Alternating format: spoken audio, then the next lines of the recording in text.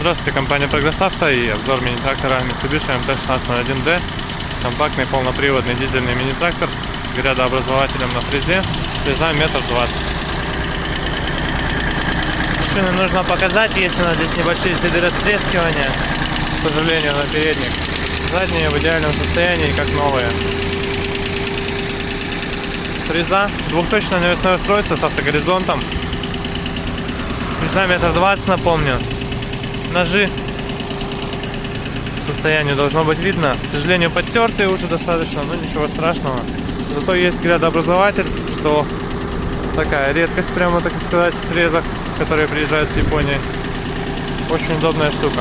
Задняя шина также целенькая, передняя правая, кстати, без растрескиваний почти, то есть на левой передней почему-то они появились. По правой стороне трактор также целокомплектен, никаких проблем не испытывает. Пульт управления навесным устройством достаточно простой. Вверх-вниз фреза. Раздатка, коробка передач, вал отбора мощности слева. По навесному, я думаю, все видно.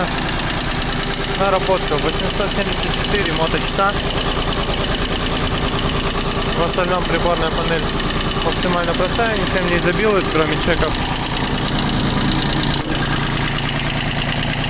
Откроем капот. По капоту видим, что все сухо, есть пыль, которая, соответственно, и показывает то, что, в принципе, здесь никаких подтеков и тому подобных вещей нет. Все везде сухо и хорошо.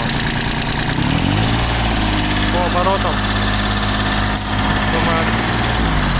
думаю, отлично видно, что трактор отлично набирает обороты, также хорошо работает. Здесь на ручной газ, можно им же заглушить.